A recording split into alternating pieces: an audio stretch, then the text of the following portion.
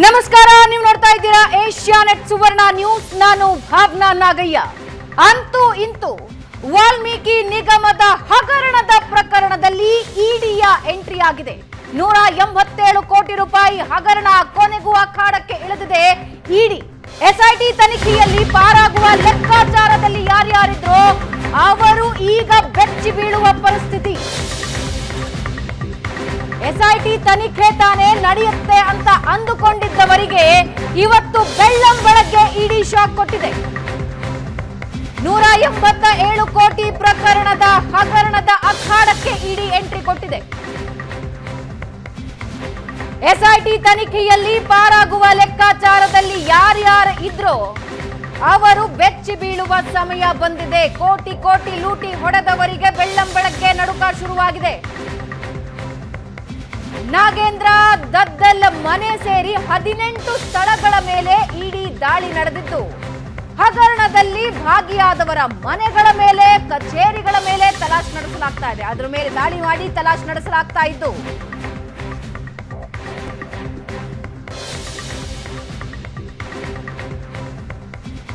ನಾಗೇಂದ್ರ ಮಾಜಿ ಸಚಿವ ಪ್ರಕರಣ ನಡೆದ ನಂತರ ರಾಜೀನಾಮೆ ಕೊಟ್ಟಿದ್ರು ತಮ್ಮ ಸಚಿವ ಸ್ಥಾನಕ್ಕೆ. ನಿನ್ನೆ ಎಸ್ಐಟಿ 9 ಗಂಟೆಗಳ ವಿಚಾರಣೆ ನಡೆಸಿತ್ತು. ದದ್ದಲ್ ನಿಗಮದ ಅಧ್ಯಕ್ಷ. ಈ ಪ್ರಕರಣದಲ್ಲಿ ಇಲ್ಲಿವರೆಗೆ ಬಿ ನಾಗೇಂದ್ರ ನಿವಾಸದಲ್ಲಿ ಪಿಎ ಹರೀಶ್ ಅನ್ನ ಬಂಧಿಸಿದೆ ಇಡಿ. ನಾಗೇಂದ್ರ ಪಿಎ ಹರೀಶ್ ಅನ್ನ ಬಂಧಿಸಿದೆ. ಯಾವುದೇ ಕ್ಷಣದಲ್ಲಿ ಬಿ ನಾಗೇಂದ್ರರ ಬಂಧನವಾಗೋ ಸಾಧ್ಯತೆ ಇದೆ. ನಾಗೇಂದ್ರ ಬೆಂಗಳೂರು ಬಳ್ಳಾರಿ ನಿವಾಸದಲ್ಲಿ ಪರಿಶೀಲನೆ ನಡೆಸ್ತಾ ಇದೆ. ದದ್ದಲ್ರ ಬೆಂಗಳೂರು ರಾಯಚೂರು ಮನೆಯಲ್ಲೂ ಕೂಡ ತಲಾಶ್ ಆಗ್ತಾ ಇದೆ. ಎಸ್ಐಟಿ ತನಿಖೆಯಲ್ಲಿಯೇ ಹವಾಲಾ ದಂಧೆ ಬಯಲಾಗಿದೆ. 94 ಕೋಟಿ ರೂಪಾಯಿಗಳ ಚಿನ್ನದ ಬಿಸ್ಕೆಟ್, ಕ್ರಿಪ್ಟೋ ಕರೆನ್ಸಿ, ಹವಾಲಾ ದಂಧೆ ಅನ್ನೋದು ಸಾಬೀತಾದ ಬೆನ್ನಲ್ಲೇ ಇಡಿ ಬೇಟೆ ಶುರುವಾಗಿದೆ.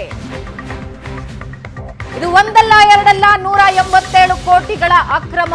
3 ತನಿಖಾ ಸಂಸ್ಥೆಗಳ ತನಿಖೆ ಇದೆ. ಈಗಾಗಲೇ ಹಗರಣದಲ್ಲಿ ಎಸ್ಐಟಿ ತನಿಖೆ ನಡೆಸ್ತಾ ಇದೆ, ಸಿಬಿಐನಿಂದ ತನಿಖೆ ಆಗ್ತಾ ಇದೆ. ಹವಾಲಾ ದಂಧೆಯ ಬೆನ್ನಲ್ಲೇ ಅಖಾಡಕ್ಕೆ ಇಡಿ ಇಳಿದಿದೆ. ಯಾರ್ಯಾರು ತಗಲಾಕೊಳ್ತಾರೆ, ಯಾರ್ಯಾರು ಒಳಗೆ ಹೋಗ್ತಾರೆ ಅನ್ನೋದು ಈಗ ಈ ಹಗರಣದಲ್ಲಿ ಭಾಗಿ ಯಾರ್ಯಾರಾಗಿದ್ದಾರೋ ಅವರ ಟೆನ್ಷನ್ಗಳು.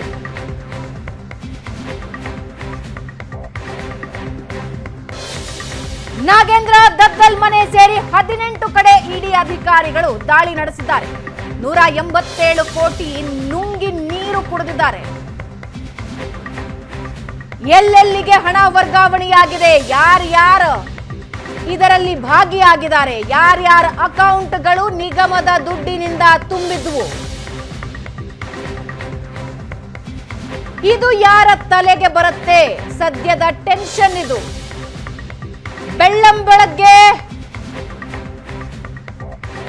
ಹಗರಣದ ಆರೋಪಿಗಳ ಮನೆಯೂ ಸೇರಿದಂತೆ ಯಾರ ಮೇಲೆ ಆರೋಪ ಬಂದಿದೆಯೋ ಅವರ ಮನೆಗಳ ಮೇಲೆ ಏಕಕಾಲಕ್ಕೆ 18 ಕಡೆ ದಾಳಿ ನಡೆಸಲಾಯಿತು. ವಿಜುವಲ್ಸ್ ನಲ್ಲಿ ನೀವು ನೋಡ್ತಾ ಇದ್ದೀರಾ. ಒಂದು ಕಡೆ ದದ್ದಲ್ ನಿವಾಸ ಶೋಧ, ಬಸನಗೌಡ ದದ್ದಲ್.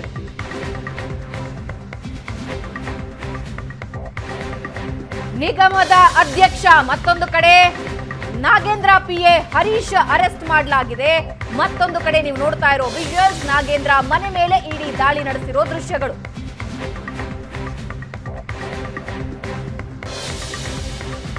ಬಗೆದಷ್ಟು ಬಯಲಾಗ್ತಾ ಇದೆ. ಆರಂಭದಲ್ಲಿ ಅಧಿಕಾರಿಗಳ ಗೋಲ್ಮಾಲ್ ಅಂತ ಕಂಡು ಬಂದಿತ್ತು. ಆದ್ರೆ ಅಷ್ಟು ದೊಡ್ಡ ಪ್ರಮಾಣದ ಹಣ ಕೇವಲ ಅಧಿಕಾರಿಗಳ ಕೈಯಿಂದ ಹೊರಗಡೆ ಸಾಗಿಸೋದಕ್ಕೆ ಸಾಧ್ಯವಾ? ಇನ್ನೊಂದು ಅಕೌಂಟ್ಗಳಿಗೆ ವರ್ಗಾವಣೆಯಾಗೋದಕ್ಕೆ ಸಾಧ್ಯವಾ?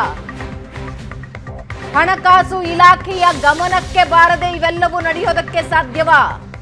ಪ್ರಶ್ನೆಗಳು ನೂರಾರು. ಈಗ ಇಡಿ ಎಂಟ್ರಿ ಆಗಿದೆ. ಹಾಗಾದ್ರೆ ಎಲ್ಲೆಲ್ಲಿ ದಾಳಿ ನಡೀತು ಅನ್ನೋದನ್ನ ನಮ್ಮ ಸ್ಕ್ರೀನ್ ನಲ್ಲಿ ನೀವು ನೋಡ್ತಾ ಹೋಗ್ತಾ ಇದ್ದೀರಾ. ರೇಡ್ 1 ನಾಗೇಂದ್ರ ನಿವಾಸ ಬೆಂಗಳೂರು. ಬೆಂಗಳೂರಿನ ನಾಗೇಂದ್ರ ನಿವಾಸದಲ್ಲಿ ಈ ದಾಳಿ ನಡೆಸಲಾಗಿದೆ. ನಿಮಗೆ ನೆನಪಿದ್ರೆ ಆರೋಪಿಗಳು ನಾಗೇಂದ್ರರ ಹೆಸರನ್ನ ಹೇಳಿದ್ದಾರೆ. ಯಾರ್ಯಾರು ಒಳಗಡೆ ಹೋಗಿದಾರೋ ಅವರು ನಾಗೇಂದ್ರರ ಹೆಸರು ಹೇಳಿದ್ದಾರೆ, ಅವರ ಸಹಚರರ ಹೆಸರು ಹೇಳಿದ್ದಾರೆ. ರೇಡ್ 2 ನಾಗೇಂದ್ರ ನಿವಾಸ ಬಳ್ಳಾರಿ. ಮೂರನೇ ದಾಳಿ ನಡೆದಿದ್ದು ಬೆಂಗಳೂರಿನ ದದ್ದಲ್ ಬಸನಗೌಡ ದದ್ದಲ್ ನಿವಾಸದ ಮೇಲೆ. ನಿಗಮದ ಅಧ್ಯಕ್ಷ. ದಾಳಿ 4 ರಾಯಚೂರಿನ ದದ್ದಲ್ ನಿವಾಸ. ದಾಳಿ 5 ವಾಲ್ಮೀಕಿ ಕಚೇರಿ ಬೆಂಗಳೂರಿನ ವಾಲ್ಮೀಕಿ ಕಚೇರಿಗೆ ದಾಳಿ ನಡೆಸಿ ಅಲ್ಲಿನ ದಾಖಲೆಗಳನ್ನು ವಶಪಡಿಸಿಕೊಂಡಿದ್ದಾರೆ. ದಾಳಿ 6 ಬೆಂಗಳೂರಿನ ಶಾಸಕರ ಭವನದ ದದ್ದಲ್ ಕೊಠಡಿಯಲ್ಲಿ ತಲಾಶ್ ನಡೆಸಿದ್ದಾರೆ. ದಾಳಿ 7 ಶಾಸಕರ ಭವನ ಬೆಂಗಳೂರು ನಾಗೇಂದ್ರ ಕೊಠಡಿ. ದಾಳಿ 8 ಹೈದರಾಬಾದ್ನ ಮಧ್ಯವರ್ತಿ ಸತ್ಯನಾರಾಯಣ ಕಚೇರಿ ಮೇಲೆ ದಾಳಿ ನಡೆದಿದೆ. ದಾಳಿ 9 ಮುಖ್ಯ ಲೆಕ್ಕಾಧಿಕಾರಿ ಪರಶುರಾಮ್ ಬೆಂಗಳೂರು ನಿವಾಸದ ಮೇಲೆ ದಾಳಿ ನಡೆದಿದೆ. ದಾಳಿ 10 ನಿಗಮದ ಎಂಡಿ ಪದ್ಮನಾಭ ಬೆಂಗಳೂರಿನ ನಿವಾಸದ ಮೇಲೆ ದಾಳಿ. 11 ನಾಗೇಂದ್ರ ಆಪ್ತ ನೆಕ್ಕುಂಟಿ ನಾಗರಾಜ್ ಜಕ್ಕೂರಿನ ನಿವಾಸದ ಮೇಲೆ, ಬೆಂಗಳೂರಿನ ಜಕ್ಕೂರಿನ ನಿವಾಸದ ಮೇಲೆ ಇಡಿ ದಾಳಿ ನಡೆಸಿದೆ. ದಾಳಿ 12 ನೆಕ್ಕುಂಟಿ ಭಾಮೈದ ನಾಗೇಶ್ವರರಾವ್ ನಿವಾಸದ ಮೇಲೆ ದಾಳಿ. 13 ಚಂದ್ರಮೋಹನ್ ಮಧ್ಯವರ್ತಿ ಯಲಂಕ ನಿವಾಸ ಇವ್ರದು.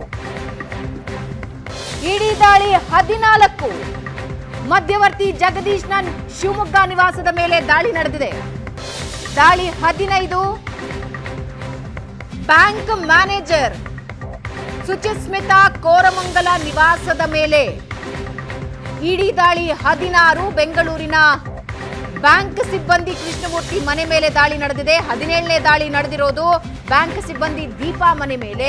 18ನೇ ದಾಳಿ ನಡೆದಿರೋದು ಯೂನಿಯನ್ ಬ್ಯಾಂಕ್ ಕಚೇರಿಯ ಮೇಲೆ, ಬೆಂಗಳೂರಿನ ಬ್ರಾಂಚಿನ ಮೇಲೆ ದಾಳಿ ನಡೆದಿದೆ. ಒಂದಲ್ಲ ಎರಡಲ್ಲ 18 ಸ್ಥಳಗಳ ಮೇಲೆ ದಾಳಿ ನಡೆಸಿದೆ. ಯಾರ್ಯಾರು ಮಧ್ಯವರ್ತಿಯಾಗಿ ಕೆಲಸ ಮಾಡಿದ್ರು, ನಾಗೇಂದ್ರ ಆಪ್ತರು,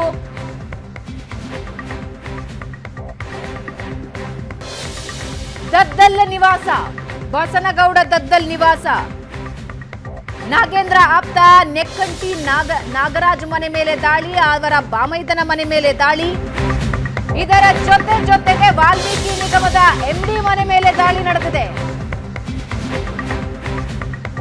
ಇನ್ನು ಹರೀಶ್ ವಿಡಿಯೋ ಸ್ಟೇಟ್ಮೆಂಟ್ ಮಾಡಿಕೊಂಡಿದೆ ಇಡಿ. ಹರೀಶ್ ವಿಡಿಯೋ ಹೇಳಿಕೆ ಆಧರಿಸಿ ಬಿ ನಾಗೇಂದ್ರ ಬಂಧನವಾಗುವ ಸಾಧ್ಯತೆ ಕಂಡು ಬರ್ತಾ ಇದೆ. ಶಾಂತಿನಗರದ ಇಡಿ ಕಚೇರಿಯಲ್ಲಿ ನಾಗೇಂದ್ರ ಆಪ್ತನಿಗೆ ಡ್ರಿಲ್ ಮಾಡಲಾಗ್ತಾ ಇದೆ. ಒಂದು ವಿಡಿಯೋ ರೆಕಾರ್ಡ್ ಮಾಡಿಕೊಂಡಿದ್ದಾರೆ. ಆತನ ಹೇಳಿಕೆ ಏನು ಹೇಳಿದಾನೋ ಅದರ ವಿಡಿಯೋ ರೆಕಾರ್ಡ್ ಮಾಡಿಕೊಂಡಿದ್ದಾರೆ. ಅದರ ಆಧಾರದಲ್ಲಿ ನಾಗೇಂದ್ರ ಬಂಧನ ಆಗತ್ತಾ, PA ಮೂಲಕವೇ ಈ ಎಲ್ಲ ಗೋಲ್ಮಾಲ್ ನಡೆದಿದೆಯಾ? ಸತ್ಯನಾರಾಯಣ ವರ್ಮಾ ಇಂದ ಹರೀಶ್ಗೆ ಕೋಟಿ ಹಣ.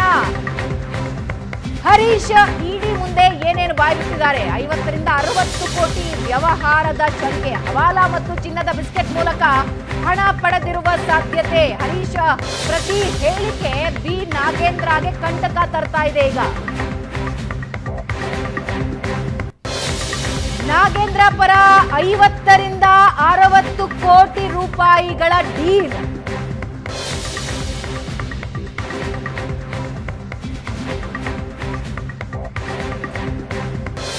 ಆ ದುಡ್ಡನ್ನ ಹವಾಲಾ ಮತ್ತು ಚಿನ್ನದ ಬಿಸ್ಕೆಟ್ ಮೂಲಕ ಪಡ್ಕೊಂಡಿದ್ದಾರಾ? ಹರೀಶ್ ವಿಡಿಯೋ ಸ್ಟೇಟ್ಮೆಂಟ್ ಮಾಡ್ಕೊಳ್ತಾ ಇದೆ ಇಡಿ. ಹರೀಶಿನ ಪ್ರತಿ ಹೇಳಿಕೆ ಈ ನಾಗೇಂದ್ರಗೆ ಕಂಟಕ ತರ್ತಾ ಇದೆ. ಒಂದಲ್ಲ ಎರಡಲ್ಲ 187 ಕೋಟಿಗಳ ಹಗರಣ. ಜನಸಾಮಾನ್ಯರ ದುಡ್ಡನ್ನ ನುಂಗಿ ನೀರು ಕುಡಿದಿದ್ದಾರೆ. ಕ್ರಿಪ್ಟೋ ಕರೆನ್ಸಿ ಮೂಲಕ ದೋಚಿದ್ದಾರೆ, ಚಿನ್ನದ ಬಿಸ್ಕೆಟ್ಗಳ ಮೂಲಕ ದೋಚಿದ್ದಾರೆ. ಅದೆಲ್ಲವನ್ನ ಕಕ್ಕಿಸುವ ಸಮಯ. ಯಾವುದೇ ಕ್ಷಣದಲ್ಲಿ ಇಡಿ ನಾಗೇಂದ್ರನ ಅರೆಸ್ಟ್ ಮಾಡಬಹುದಾ? ನಾಗೇಂದ್ರ ಆಪ್ತ, ಶಾಸಕ ದದ್ದಲ್ ನಿವಾಸ, ದದ್ದಲ್ ಆಪ್ತರು, ವಾಲ್ಮೀಕಿ ನಿಗಮದ ಅಧಿಕಾರಿಗಳು ಯಾರ್ಯಾರೀಗ ಅರೆಸ್ಟ್ ಆಗಿದ್ದಾರೆ ಅವರ ನಿವಾಸಗಳ ಮೇಲೆ ದಾಳಿ ನಡೆದಿದೆ. ಹಾಗೆ ಇದಕ್ಕೆ ಸಪೋರ್ಟ್ ಮಾಡಿರುವ ಬ್ಯಾಂಕ್ ಸಿಬ್ಬಂದಿಗಳ ಮನೆಯಲ್ಲೂ ತಲಾಶ್ ನಡೆದಿದೆ. ಗುಂಪು ಕಟ್ಕೊಂಡು ತಿಂದು ತೇಗಿದ್ದಾರ ಇವರೆಲ್ಲರೂ ಸೇರ್ಕೊಂಡು ದುಡ್ಡನ್ನ. ವಾಲ್ಮೀಕಿ ಹಗರಣ ಪ್ರಕರಣದಲ್ಲಿ ಇಡಿ ಎಂಟ್ರಿ ಹಲವರಿಗೆ ಸಂಕಷ್ಟ ತಂದಿಡ್ತಾ ಇದೆ. ಆ ದುಡ್ಡು ಎಲ್ಲೆಲ್ಲಿ ಹರಿದು ಹಂಚು ಹೋಗಿದೆ, ಯಾರ್ಯಾರ ಹೊಟ್ಟೆ ಸೇರ್ಕೊಂಡಿದೆ, ಒಂದೊಂದೇ ವಿಷಯ ಹೊರಗೆ ಬರಬೇಕಾಗಿದೆ. ನಿನ್ನೆ ನಾಮಕಾವಾಸ್ತೆ ಎಸ್ಐಟಿಯಿಂದ ನಾಗೇಂದ್ರ ಮತ್ತು ದದ್ದಲ್ ವಿಚಾರಣೆ ನಡೆಯಿತು. ಇವತ್ತು ಕೂಡ ವಿಚಾರಣೆಗೆ ಕರೆಯಲಾಗಿತ್ತು. ಆದರೆ ಬೆಳ್ಳಂಬೆಳಗ್ಗೆ ಇಡಿ ಅಧಿಕಾರಿಗಳು ಶಾಕ್ ಕೊಟ್ಟಿದ್ದಾರೆ. ದಾಖಲೆಗಳನ್ನ ವಶಕ್ಕೆ ಪಡ್ಕೊಂಡಿದ್ದಾರೆ, ಮೊಬೈಲ್ಗಳನ್ನ ವಶಕ್ಕೆ ಪಡ್ಕೊಂಡಿದ್ದಾರೆ, ಲ್ಯಾಪ್ಟಾಪ್ ಮತ್ತು ಕಂಪ್ಯೂಟರ್ಗಳನ್ನ ಸರ್ಚ್ ಮಾಡ್ತಾ ಇದ್ದಾರೆ. ಯಾವ ಯಾವ ಮೂಲದ ಮೂಲಕ ಯಾರಿಗೆ ದುಡ್ಡು ಹೋಗಿದೆ, ಎಲ್ಲೆಲ್ಲಿ ನುಂಗಿ ನೀರು ಕುಡಿದಿದ್ದಾರೆ ಇವರು. ಸಮುದಾಯದ ಉದ್ಧಾರಕ್ಕೆ ಅಂತ ಇದ್ದ ಹಣನ ತಿಂದು ತೇಗಿದ್ದಾರೆ. ಯಾರ ಅಕೌಂಟ್ಗೆ ಎಷ್ಟೆಷ್ಟು ದುಡ್ಡು ಹೋಗಿದೆ, ಇದರ ಪ್ರಮುಖ ಪಾತ್ರಧಾರಿ ಯಾರು? Nagendra is in big trouble. Nagendra PA ನೀಡಿರುವ ಹೇಳಿಕೆನ ವಿಡಿಯೋ ಮಾಡಿಕೊಂಡಿದ್ದಾರೆ. ಆ ವಿಡಿಯೋ ಹೇಳಿಕೆಯ ಆಧಾರದಲ್ಲಿ ನಾಗೇಂದ್ರ ಅರೆಸ್ಟ್ ಆಗುತ್ತಾ?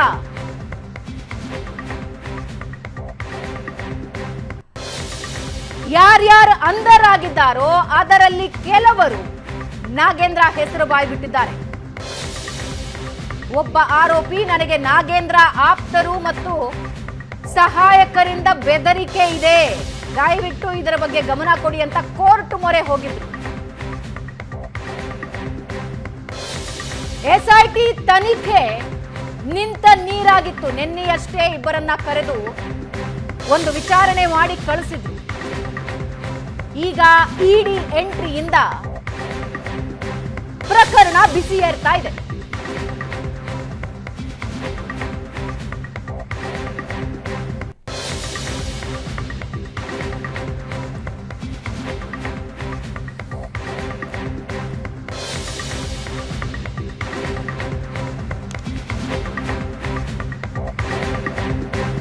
ಯಾರ ಪಾತ್ರ ಏನು ಅನ್ನೋದನ್ನ ಈ ಪ್ರಕರಣದಲ್ಲಿ ನೋಡ್ತಾ ಹೋಗೋದಾದ್ರೆ, ಮಾಜಿ ಸಚಿವ ಬಿ ನಾಗೇಂದ್ರ ಅಕ್ರಮ ಹಣ ವರ್ಗಾವಣೆಯ ರೂವಾರಿ ಅನ್ನೋ ಆರೋಪ ಪ್ರಬಲವಾಗಿ ಕೇಳಿಬರ್ತಾ ಇದೆ. ಇನ್ನು ಬಸನಗೌಡ ದದ್ದಲ್ ಈ 187 ಕೋಟಿ ರೂಪಾಯಿಗಳ ಹಗರಣಕ್ಕೆ ಸಹಕಾರದ ಆರೋಪ ಈತನ ಮೇಲಿದೆ. ಮಧ್ಯವರ್ತಿಯಾಗಿ ಕೆಲಸ ಮಾಡಿದ್ದು ಸತ್ಯನಾರಾಯಣ. ನಾಗೇಂದ್ರ ಆಪ್ತರ ಸೂಚನೆ ಮೇರೆಗೆ ನಕಲಿ ಖಾತೆಗಳಿಗೆ ಕೋಟ್ಯಾಂತರ ರೂಪಾಯಿ ಹಣ ವರ್ಗಾವಣೆಯಾಗಿದೆ. ಆ ವರ್ಗಾವಣೆಗೆ ಸಹಾಯ ಮಾಡಿದ್ದು ನಿಗಮದ ಮುಖ್ಯ ಲೆಕ್ಕಾಧಿಕಾರಿ ಪರಶುರಾಮ್. ನಾಗೇಂದ್ರ ಸೂಚನೆಯಂತೆ ಈ ಅಕ್ರಮಕ್ಕೆ ಸಾಥ್ ಕೊಟ್ಟಿದ್ದು ನಿಗಮದ ಎಂಡಿ ಪದ್ಮನಾಭ್. ಇವರೆಲ್ಲರ ಮನೆಗಳ ಮೇಲೆ ದಾಳಿ ನಡೆದಿದೆ. ನಾಗೇಂದ್ರ ಸೂಚನೆ ಮೇರೆಗೆ ಅಧಿಕಾರಿಗಳಿಗೆ ಒತ್ತಡ ಹೇರಿ ಹಣ ವರ್ಗಾವಣೆ ಮಾಡಿಸಿದ್ದು ನಾಗೇಂದ್ರ ಆಪ್ತ ನೆಕ್ಕಂಟಿ ನಾಗರಾಜ್. ಇದರಲ್ಲಿ ಪಾಲುದಾರ ನೆಕ್ಕಂಟಿ ಭಾಮೈದ ನಾಗೇಶ್ವರ ರಾವ್. ಇದರಲ್ಲಿ ಹಲವಾರು ಜನ ಮಧ್ಯವರ್ತಿಗಳಿದ್ದಾರೆ. ಇದರ ಜೊತೆಗೆ ಬ್ಯಾಂಕ್ನ ಅಧಿಕಾರಿಗಳು, ಸಿಬ್ಬಂದಿಗಳು ಕೂಡ ಇದರಲ್ಲಿ ಶಾಮೀಲಾಗಿದ್ದಾರೆ. ಇವರೆಲ್ಲರಿಗೆ ಈಗ ಡ್ರಿಲ್ ಆಗ್ತಾ ಇದೆ. ಇವರ ಮನೆಗಳ ಮೇಲೆ ದಾಳಿ ಮಾಡಲಾಗಿದೆ. ದಾಖಲೆಗಳನ್ನ ವಶಪಡಿಸಿಕೊಂಡಿದ್ದಾರೆ. ಯಾರು ಎಷ್ಟು ಮುಕ್ಕಿದ್ದಾರೆ ದುಡ್ಡಿನಲ್ಲಿ, 187 ಕೋಟಿಯಲ್ಲಿ ಯಾರ್ಯಾರು ಎಷ್ಟೆಷ್ಟು ಪಾಲು ಕಿತ್ಕೊಂಡಿದ್ದಾರೆ ಅನ್ನೋದು ಈಗ ಗೊತ್ತಾಗಬೇಕಾಗಿದೆ.